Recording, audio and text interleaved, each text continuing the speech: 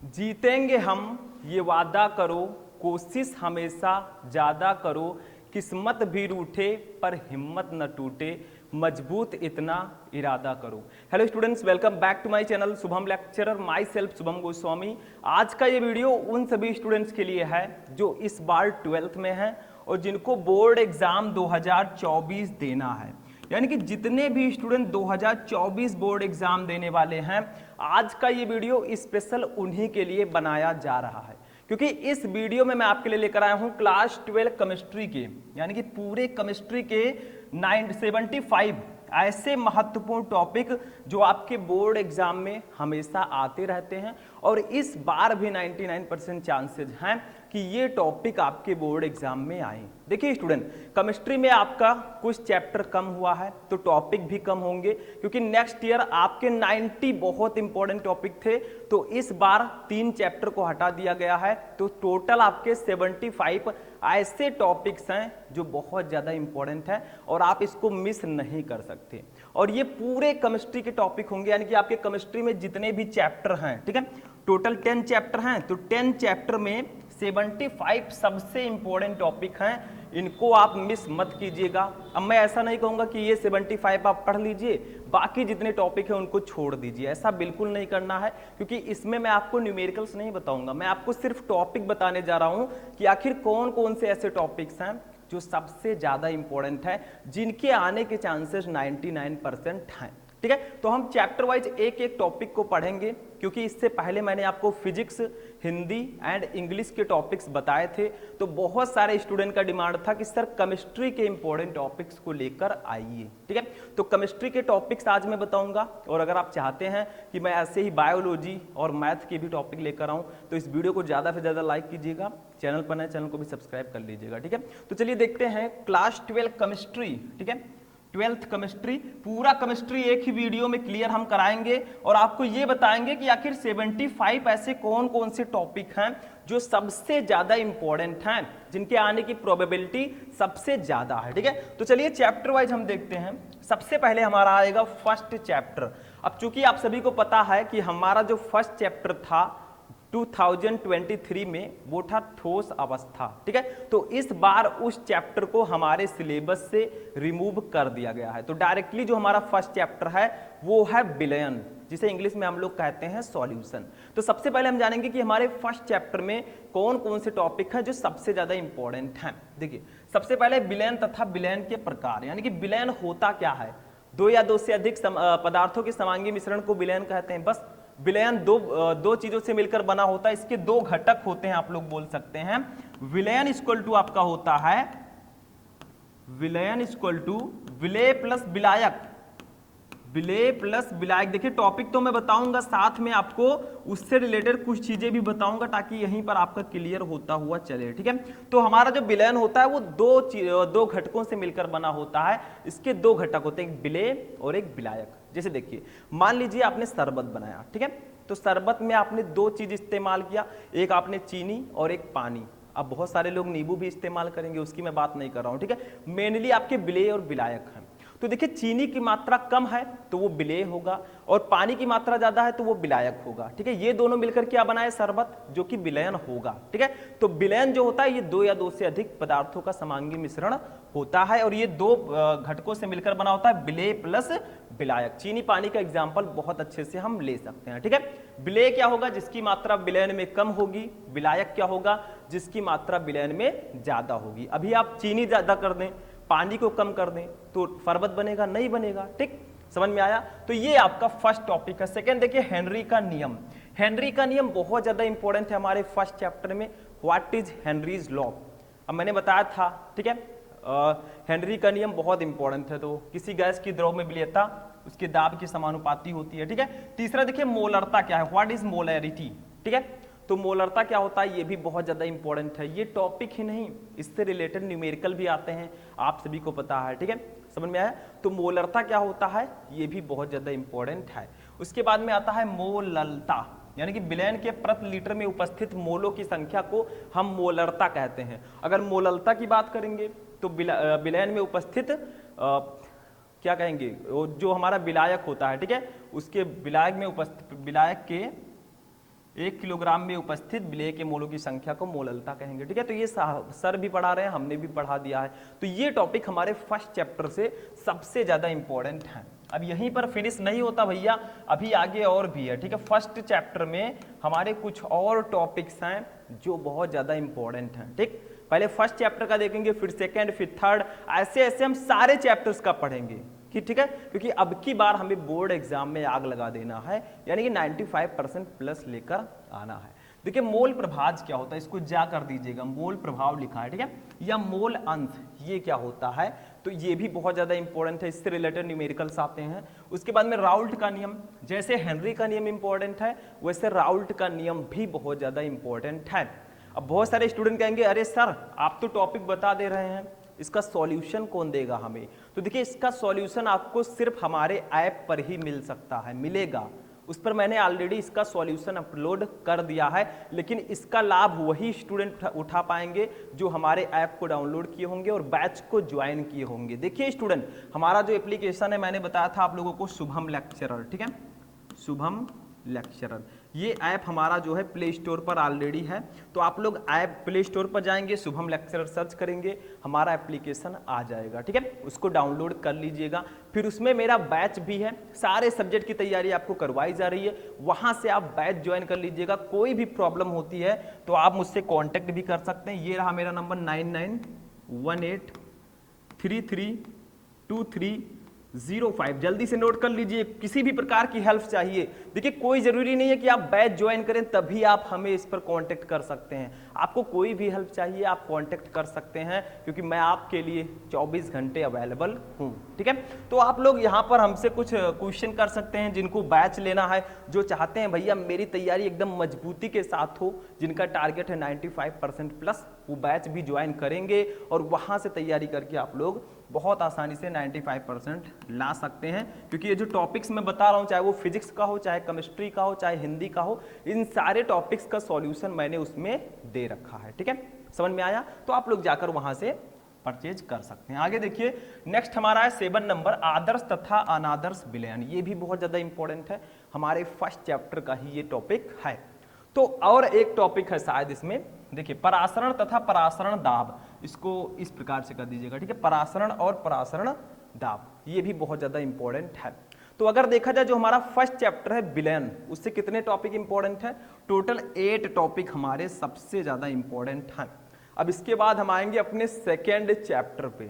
ठीक है, second chapter कौन सा है? देखिए ये 9 नंबर जो टॉपिक है ये हमारे सेकेंड चैप्टर से होगा, और चैप्टर का नाम है वैद्युत रसायन, इसे इंग्लिश में हम लोग बोलते हैं इलेक्ट्रोकेमिस्ट्री। ठीक है, अब इसमें कौन कौन से टॉपिक इंपॉर्टेंट है जिनकी प्रोबेबिलिटी सबसे ज्यादा है बोर्ड एग्जाम में आने की? देखिए जो टॉपिक्स मैं यहां पर आपको बता रहा हूं, ठीक है, उनके प्रोबेबिलिटी यानी कि उनके आने के चांसेस बहुत ज्यादा हैं। इसके अलावा भी कई सारे टॉपिक्स हैं जिनको आपको मिस नहीं करना है, उनको भी पढ़ना है, क्योंकि किसी को छोड़ेंगे नहीं, जब तक तोड़ेंगे नहीं तब तक भैया छोड़ेंगे नहीं। ठीक, तो यहां पर आपका 8 टॉपिक इंपॉर्टेंट है। अब आते हैं विद्युत रसायन में, तो इसमें सबसे पहले आपको विद्युत चालकों के प्रकार पढ़ना होगा कि वैद्युत चालक क्या होता है, कितने प्रकार का होता है। ठीक है, ये जानना बहुत जरूरी है विद्युत रसायन चैप्टर पढ़ने से पहले। ठीक, कि चालक क्या होते हैं, चालक ही नहीं पता होगा तो आप वैद्युत रसायन कैसे पढ़ेंगे? चालक क्या होता है बताइए? What is conductors? चालक वे पदार्थ होते हैं जिनमें धारा का प्रवाह बहुत आसानी से होता है, या फिर चालक वे पदार्थ होते हैं जिनमें बाह्य वैद्युत क्षेत्र लगाने पर उसके अंदर बहुत सारे आवेशवाहक गतिमान हो जाते हैं। जैसे आपने देखा होगा एक लोहे का टुकड़ा लेंगे, उसको हाथ में पकड़े हैं, अब आप बोर्ड में उसको ले जाकर ऐसे लगाएंगे भैया तो करंट मारेगा कि नहीं मारेगा? तो उस चालक में जो आवेश हैं वो गतिमान हो जाते हैं, जैसे हम वैद्युत क्षेत्र लगाते हैं। ठीक है, तो इसी को हम चालक कहते हैं। अगर आप लकड़ी का टुकड़ा लेंगे वही उसमें वो करंट नहीं मारेगा, क्योंकि उसमें गतिमान आवेश वाहक नहीं होते हैं। ठीक है, अब देखिए नेक्स्ट हमारा विशिष्ट चालकता या चालकता, विशिष्ट चालकत्व या चालकता, ये भी बहुत ज्यादा इंपॉर्टेंट है। ये तो भैया फिजिक्स में भी है, केमिस्ट्री में भी है। ये जो टॉपिक है विद्युत रसायन, इससे बहुत सारे टॉपिक हैं जो फिजिक्स और केमिस्ट्री दोनों में दिए गए हैं। जैसे आप फिजिक्स में जाएंगे 3rd चैप्टर में विद्युत धारा में, तो आप देखेंगे कि विद्युत चालक, विशिष्ट चालकता, ये सब उसमें भी दिया गया है। ठीक है, 11 नंबर देखिए मोलर चालकता भी बहुत ज्यादा इंपॉर्टेंट है इस चैप्टर से। एक नियम है कोलराउस का नियम। देखिए 12th केमिस्ट्री में 3 ऐसे नियम हैं जो बहुत इंपॉर्टेंट है। सबसे पहला हेनरी का नियम, दूसरा राउल्ट का नियम, तीसरा कोलराउस का नियम। इनको जिसने मिस कर दिया भैया उसका तो कुछ ना कुछ नंबर कटिंग होगा, क्योंकि इसमें से एक ना एक टॉपिक आपके बोर्ड एग्जाम में आते हैं और इनको जानना भी जरूरी है, ठीक है। उसके बाद देखिए 30 नंबर फैराडे के विद्युत अपघटन के नियम, यानी कि जो फैराडेज इलेक्ट्रोलिसिस लॉ है, फैराडे के विद्युत अपघटन का नियम है, ये भी आपको पढ़कर ही एग्जाम देने जाना है। यानी कि इसमें जितने टॉपिक मैं बता रहा हूं उसको पढ़ना ही पढ़ना है। बाकी के जो टॉपिक्स नहीं बताया मैंने उनको भी आपको पढ़ना है, उसमें न्यूमेरिकल्स भी शामिल है, क्योंकि न्यूमेरिकल्स मैं यहाँ पर नहीं बता रहा हूँ, न्यूमेरिकल्स आपको अलग से पढ़ने होंगे और मैं आपको बताऊंगा, ठीक है, पढ़ाऊंगा, टेंशन मत लीजिए। आगे बढ़ते हैं, नेक्स्ट देखिए 14 नंबर। अब 14 नंबर हमारा जो आता है ये भी हमारे इसी चैप्टर से सेकंड, इलेक्ट्रोड क्या होता है, व्हाट इज इलेक्ट्रोड, ये भी बहुत ज्यादा इंपॉर्टेंट है, ठीक है। 15 नंबर है इलेक्ट्रोड विभव, ठीक है। 16 नंबर विद्युत रासायनिक सेल, तो इतनी चीजें, और 17 नंबर है विद्युत रासायनिक श्रेणी, 18 नंबर है सेल का विद्युत वाहक बल, ठीक है। तो इलेक्ट्रोड, इलेक्ट्रोड विभव, इलेक्ट्रोड का मतलब क्या, इलेक्ट्रोड के जैसे एनोड, कैथोड, ये सब आते हैं, ठीक है, समझ में आया। उसके बाद में विद्युत रासायनिक सेल क्या होता है, ये भी बहुत ज्यादा इंपॉर्टेंट है।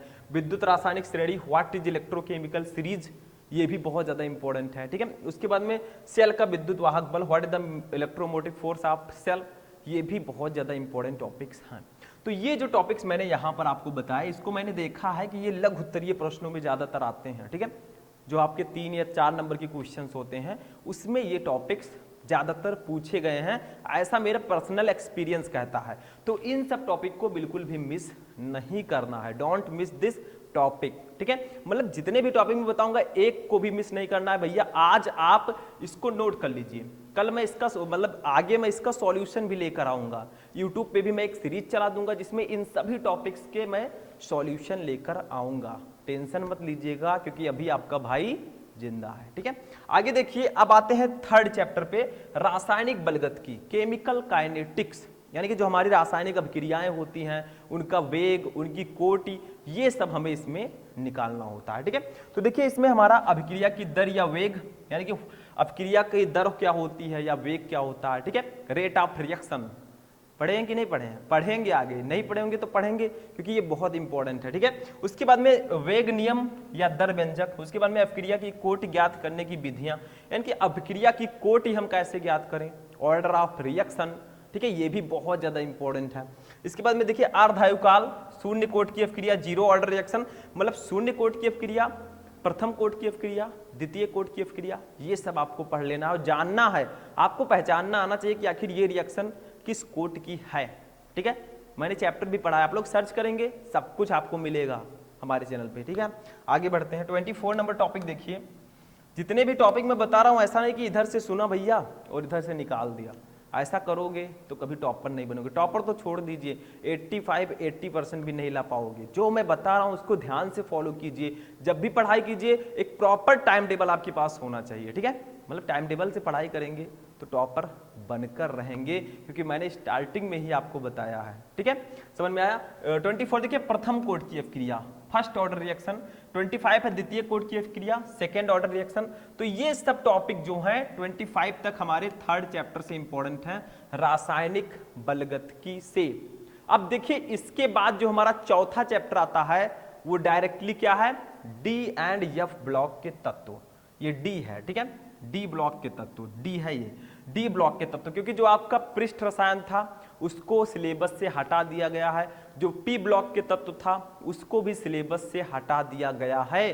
कंफ्यूज तो मैं भी हूं भैया कि आखिर जो पी ब्लॉक एलिमेंट्स था उसको सिलेबस से क्यों हटाया गया, क्योंकि देखा जाए तो वो सबसे इंपॉर्टेंट चैप्टर था आपके बोर्ड एग्जाम की दृष्टि से। सबसे ज्यादा नंबर के क्वेश्चन केमिस्ट्री में पी ब्लॉक के तत्व चैप्टर से आते थे और उस चैप्टर को ही हटा दिया गया। अब बहुत सारे स्टूडेंट कंफ्यूज हैं, सर जो आप बता रहे हैं चैप्टर हटा दिया गया, मैं बता नहीं रहा हूं, ये पर्सनली यूपी बोर्ड की वेबसाइट, मतलब यूपी बोर्ड ने ऑफिशियली इसको अनाउंस किया है। तो इसमें जो चैप्टर हटे हैं, बहुत सारे स्टूडेंट डाउट में हैं कि क्या सर जो चैप्टर हट गए उनसे क्वेश्चन नहीं आएगा, बिल्कुल नहीं आएगा। देखिए जो चैप्टर यूपी बोर्ड ने हटा दिया है उससे क्वेश्चन वो कैसे दे सकते हैं, ठीक। तो जो चैप्टर हटे हैं उनसे क्वेश्चंस नहीं आने वाले, ये ध्यान रखिएगा, नहीं तो आप वो भी चैप्टर पढ़ लें, क्योंकि भाई सिलेबस आपका कम हुआ है तो उतना ही पढ़िए जितना बताया जा रहा है, क्योंकि 3 चैप्टर तो इससे पहले भी हटे थे। जैव अणु, ये सब चैप्टर पहले भी हटाए गए थे, ठीक है, और भी थे, ठीक है। तो अब आते हैं डी एंड एफ ब्लॉक के तत्व। इसमें सबसे पहले ये जानिए कि डी ब्लॉक एलिमेंट्स क्या होता है, व्हाट इज ट्रांजिशन एलिमेंट, संक्रमण तत्व।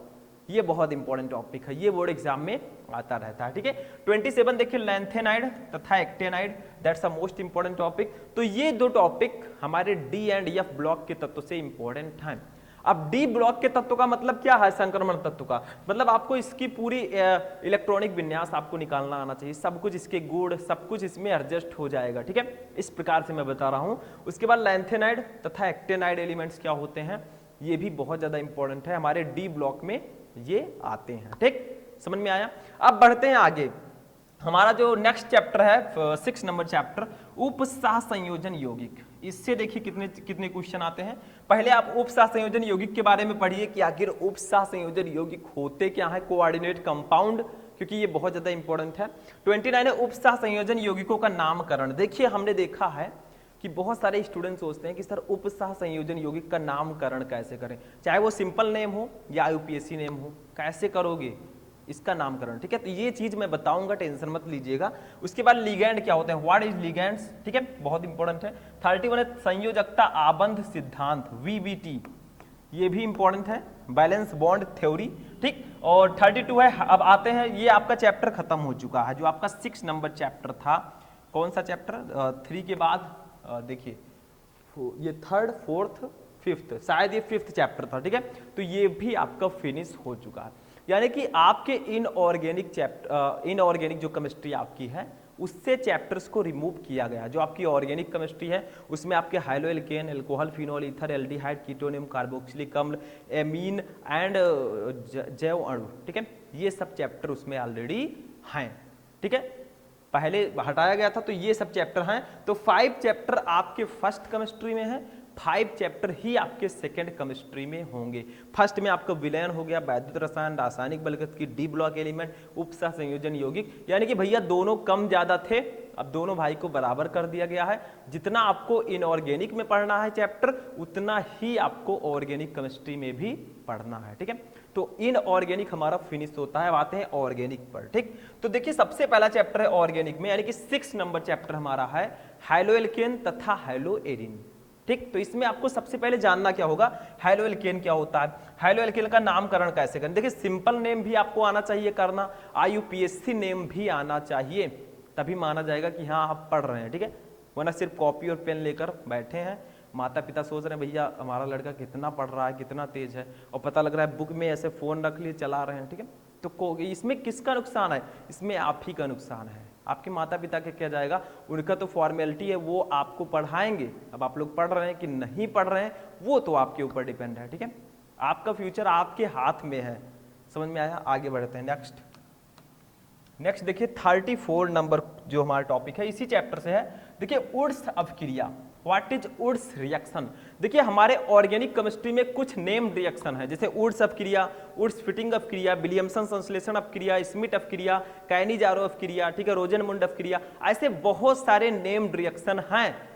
मैंने एक वीडियो में पढ़ा भी रखा है, आप सर्च करेंगे आ जाएगा, ठीक है, लेकिन आगे भी मैं आपको पढ़ाऊंगा, टेंशन मत लीजिएगा, ठीक है। इसके बाद में इसी चैप्टर में SN1 तथा SN2 अभिक्रिया, ये भी बहुत इंपॉर्टेंट है, what is SN1 reaction and SN2 reaction, ठीक, ये भी बहुत ज्यादा इंपॉर्टेंट टॉपिक है। 36 नंबर है हाइलो एरिन, व्हाट इज हाइलो एरिन। 37 है हाइलो एरिनो का नामकरण। देखिए हाइलो एल्केन आपने पढ़ा तो उसका नामकरण आपको जानना जरूरी है, ऐसे ही हाइलो एरिन आप पढ़ेंगे तो उसका भी नामकरण आपको करना होगा, क्योंकि जैसे हम लोग पैदा होते हैं, ठीक है, कोई मनुष्य में कोई बच्चा पैदा हुआ तो उसका नामकरण करते हैं कि आखिर इसका नाम क्या रखा जाए, राज रखा जाए, राजन रखा जाए, क्या रखा जाए, ठीक है। तो वैसे ही इनका भी नामकरण होता है, जैसे हाइलो एरिन है तो इनका नामकरण करना होगा, 2 नाम होंगे, जैसे हमारे में एक रियल नेम होता है, एक राशि नेम होता है, ठीक है, ऐसे इनके में भी एक सिंपल नेम, एक आईयूपीएससी नेम, समझ में आया, वही चीज, ठीक। आगे देखिए क्लोरोबेंजीन, व्हाट इज क्लोरोबेंजीन, जानते हो कि नहीं जानते क्लोरोबेंजीन को, कुछ इस प्रकार से बनेगा, देखिए ये ऊपर Cl लगा दीजिए या इसी को लिख दीजिए C6H5Cl, ये हमारा क्लोरोबेंजीन है। क्लोरोबेंजीन क्या होता है ये भी जानना बहुत जरूरी है, इसके बारे में आप पढ़ लीजिएगा। देखिए यहाँ पर तो मैंने सिर्फ फॉर्मूला बताया क्लोरोबेंजीन का, बट आपको क्लोरोबेंजीन क्या होता है, कैसे बनाया जाता है, इसके गुण क्या क्या हैं, उपयोग क्या क्या है सब कुछ जानना होगा।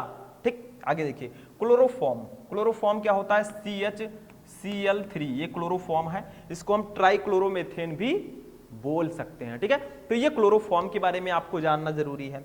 उसके बाद में देखिए हमारा है क्लोरोफ्लोरोकार्बन, ये भी इंपॉर्टेंट है। ठीक है, तो ये हमारा जो फर्स्ट चैप्टर है उसमें इतने टॉपिक इधर से यहां तक 40 तक, ये हमारे 6 चैप्टर से इंपॉर्टेंट टॉपिक है, हाइलो एल्केन तथा हाइलो एरिन से। ठीक है, अब चलिए देखते हैं अपने 7 चैप्टर जो कि हमारा है एल्कोहल, फिनॉल एवं ईथर। ठीक है, इस चैप्टर से कौन कौन से टॉपिक्स इंपॉर्टेंट हैं। ठीक है, तो देखिए 41 नंबर देखिए, ये हमारा अब आता है यहाँ पर 7 चैप्टर, यहाँ से स्टार्ट होता है। ठीक है, एल्कोहल क्या होता है बताइए। देखिए इसका फंक्शनल ग्रुप होता है OH। ठीक है, अगर पीछे OH लगा है तो समझ लो भैया ये एल्कोहल होगा, लेकिन हर जगह नहीं। ठीक है, तो ये आपका हो जाएगा एल्कोहल। एल्कोहल के बारे में आपको पढ़ना है, एल्कोहल का वर्गीकरण पढ़ना है, जैसे मोनोहाइड्रिक, डाईहाइड्रिक, ट्राईहाइड्रिक। ठीक है, ये सब आपको जानना जरूरी है। ठीक, अच्छा देखिए यहाँ पर प्राथमिक, द्वितीयक एवं तृतीयक एल्कोहल, यानी कि primary alcohol, secondary and tertiary alcohol, इसी को मैं बोल रहा था। ठीक है, प्राथमिक, द्वितीयक एंड तृतीयक एल्कोहल। ठीक है, तो ये आपको पढ़ना है। आगे बढ़ते हैं। अब देखिए हमारा जो नेक्स्ट टॉपिक है 44 नंबर भैया, ये किस चैप्टर से है? ये भी हमारा एल्कोहल, फिनॉल एवं ईथर चैप्टर से है। अब देखिए एल्कोहल है, फिनॉल है, ईथर है, तो तीनों को हमें पढ़ना होगा। ठीक है, एल्कोहल को, फिर फिनॉल को, फिर ईथर को। तो एल्कोहल, प्राथमिक एल्कोहल, ये सब पढ़ना। एथिल एल्कोहल या एथेनॉल, जो हमारा C2H5OH होता है, एथिल अल्कोहल, या इसका यूपीएससी नाम, IUPAC नेम होता है एथेनॉल। इसके बारे में आपको पढ़ना है, कैसे बनाया जाता है, कैसे इसका कौन सा गुण है, उपयोग क्या क्या है। ठीक है, उसके बाद में फिनॉल की बात करते हैं। फिनॉल क्या है? ये देखिए एक बेंजीन रिंग हमने बनाई ऐसे ऐसे। ठीक है, ऊपर OH लगा दिया, यही भैया फिनॉल है। या फिर इसको लिख सकते हैं C6H5OH, यही भैया फिनॉल है। ठीक है, बस हो गया, समझ में आया? तो ये भी इंपॉर्टेंट है। उसके बाद में फिनॉल का वर्गीकरण, क्लासिफिकेशन ऑफ फिनॉल। ठीक है, ये आपको पढ़ना है कि आखिर फिनॉल को कैसे वर्गीकृत किया गया है। ठीक, इसके बारे में पढ़ना है। फिर आते हैं फिनॉल के निर्माण की विधियां, आखिर फिनॉल्स को बनाते कैसे हैं, क्योंकि भाई जो आया है उसको बनाते हैं। ठीक है, जो यौगिक है उसको बनाने की विधि भी आपको पता होनी चाहिए कि आखिर इसको कैसे बनाते हैं। ठीक, आगे देखिए 48 नंबर देखिए, ईथर तथा ईथरों का वर्गीकरण। अब देखिए अल्कोहल के बारे में हमने पढ़ लिया, फिनॉल के बारे में पढ़ लिया, अब ईथर भैया आते हैं। सबसे पहले हमें पढ़ना है ईथर तथा ईथरों का वर्गीकरण, what is ether and the classification of ethers, ये बहुत इंपॉर्टेंट है। ठीक, तो इसके बारे में पढ़ना है। उसके बाद में ईथरों का नामकरण कैसे करते हैं, ये भी आपको पढ़ना है। ईथरों के निर्माण की विधियां, कैसे इसको निर्मित करते हैं, ये पढ़ना है। डाई एथिल ईथर बनाने की विधि, डाई एथिल ईथर का फॉर्मूला क्या होता है बताइए? डाई एथिल ईथर, ये देखिए C2H5O, C2H5, इनको प्यार से कहते हैं डाई एथिल ईथर। ठीक, इसको कैसे बनाते हैं ये आपको पढ़ना है। तो 7 नंबर जो हमारा चैप्टर था भैया, एल्डिहाइड, कीटोन एवं कार्बोक्सिलिक एसिड, उससे इतने sorry alcohol, phenol and ether, उससे इतने सारे क्वेश्चन इंपॉर्टेंट थे। तो ये हमारा 7 नंबर चैप्टर था। अब आते हैं 8 नंबर चैप्टर पे।